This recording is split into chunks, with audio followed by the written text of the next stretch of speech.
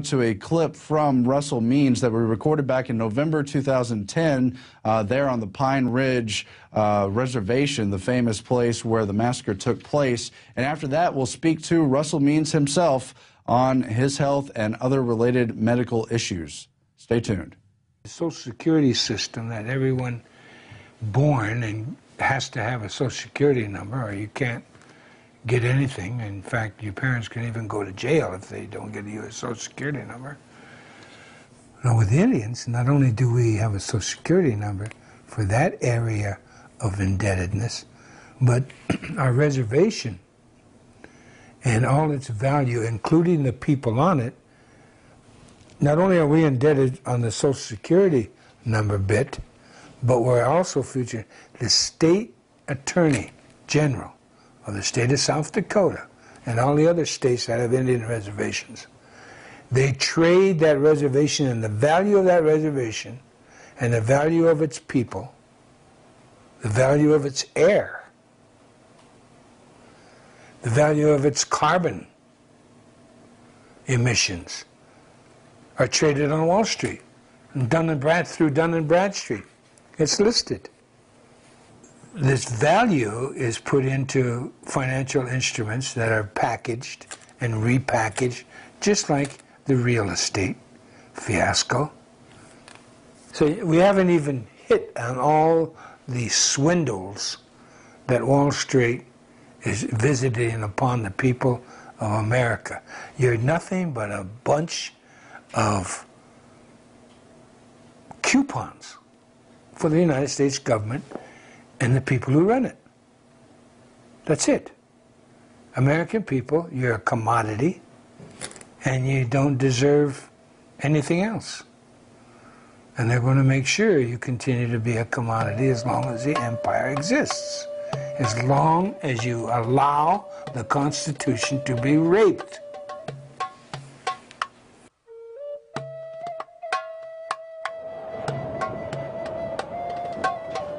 This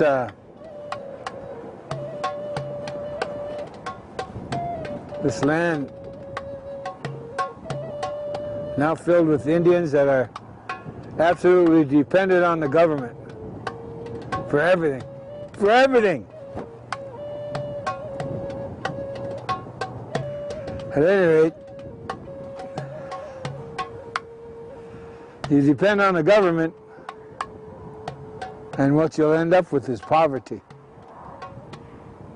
and a lot of paper. Because everything you do, the government requires a lot of paper. You have to fill out a lot of forms. Then they have to fill out a lot of forms. And then they go up to the next level of government, they got to fill out a lot of forms. And by the time it gets to where it's supposed to go, nothing happens.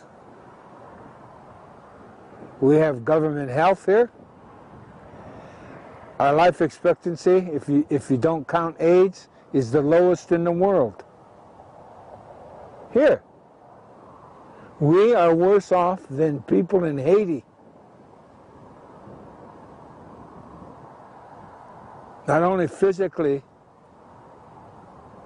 but of the heart, our spirit, our reason to live.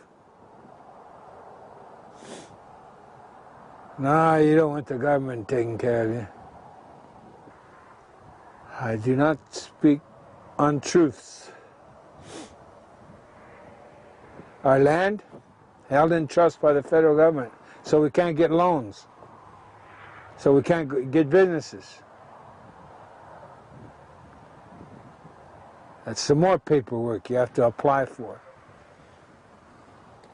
Our casino, the money goes first to the Bureau of Indian Affairs, then we have to write proposals to utilize the money.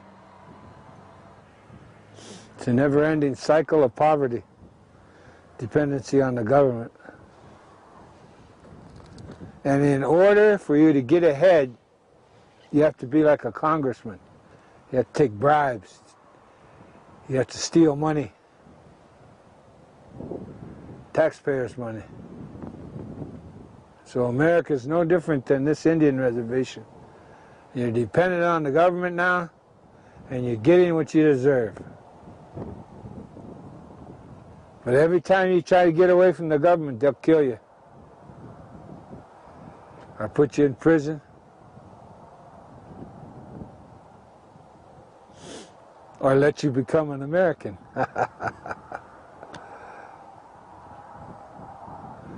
If you catch my drift. Because you're the new Indian.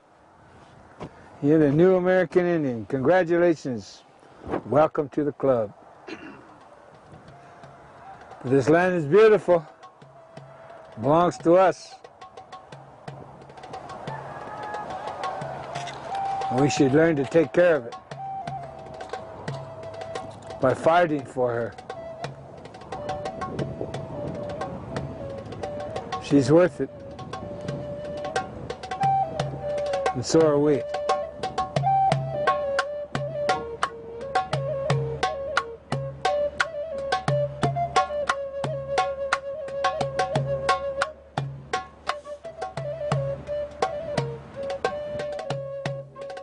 And the interview you just saw was filmed last year in November at Pine Ridge in South Dakota, where Russell resides. We're joined now by Russell Means. He is the chief facilitator for the Republic of Lakota. He's also a longtime activist and also an author, a philosopher, and has many other roles as well. Russell, we really thank you for joining us. And thank you for having me. Now, I understand there's quite a few topics you wanted to get into. What would you like to cover first, sir?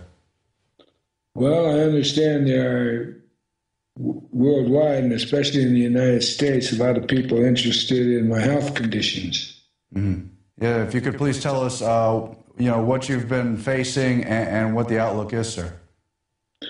Well, I really didn't know how serious it was until last week when one of my doctors in this alternative health facility in Scottsdale, Arizona, he showed me my scan when I first came in August, and then the scan taken last Monday of my cancer that was in my throat, lymph nodes, on my tongue, and in my lungs, where it had spread.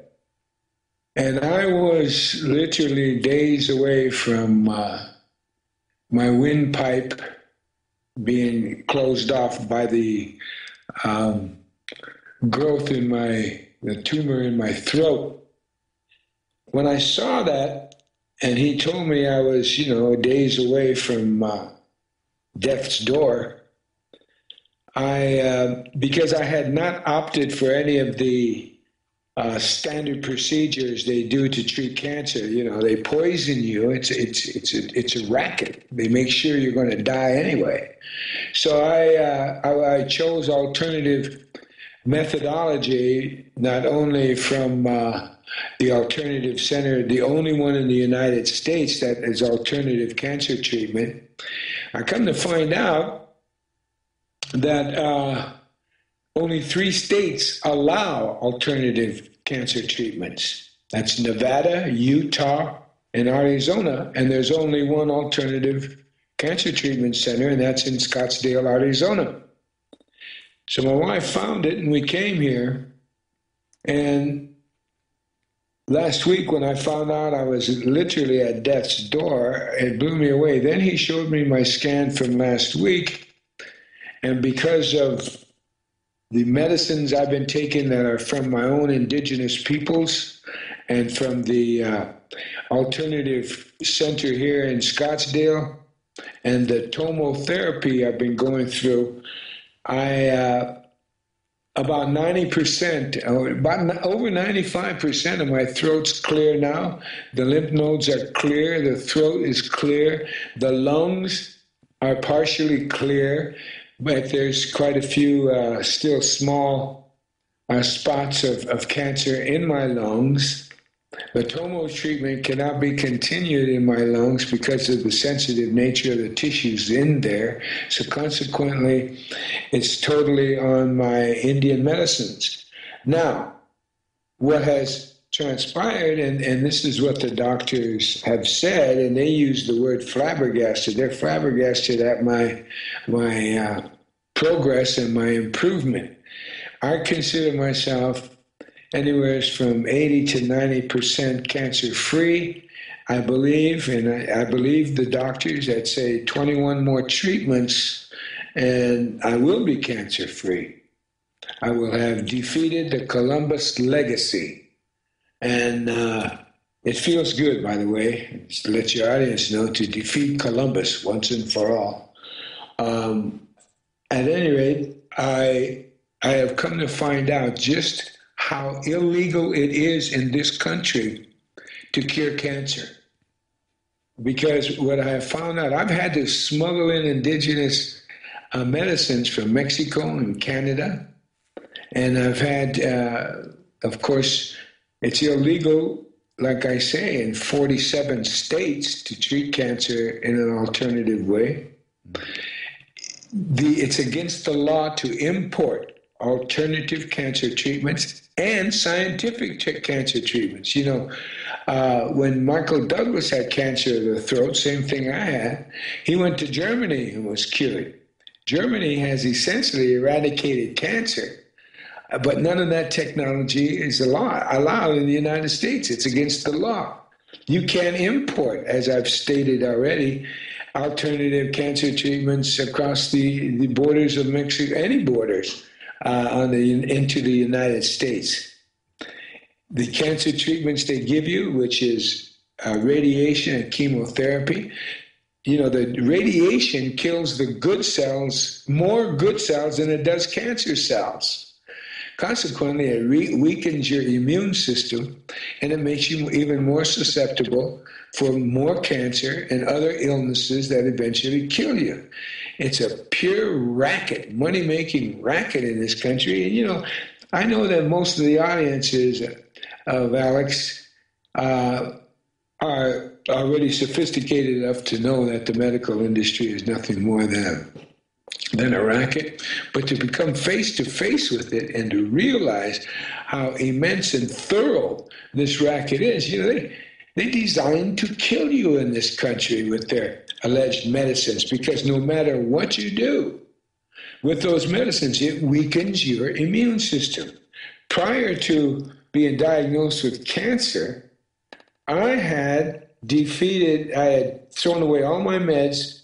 I cured myself through diet and exercise of diabetes, rheumatoid arthritis, high cholesterol, hypertension, and gout. All those meds I threw away, and I thought I was disease-free, and then the next thing that hits me is cancer. So now I'm going to be cancer-free shortly here, and I just want people to understand the depth and the evilness of the medical industry. And I'll tell you some of the arithmetics of it. This Tomo laser type machine that targets only the bad cancer cells. It beams in there into your body, and it only kills bad cancer cells. None of the good cells like radiation does.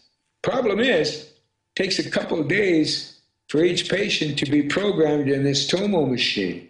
Then, and during that 2 days, it only takes an hour to program a radiation machine. So you see that radiation that hits you kills more good cells than bad cancer cells, weakening you. But the point is, you make money. You know, you're a doctor. If he chooses just radiation, he can make in 2 days, with 1 hour of programming, he can make over $1 million. Over $1 million, up to 1.6 million off of cancer patients. But with a Tomo machine, in that 2 days, you can only do one patient. That's about $100,000. So as a doctor, which way are you going to go? Well, there's only one active Tomo machine going on in the country, and only one doctor fully cognizant and fully expertise at running this tomotherapy machine. So I find it abhorrent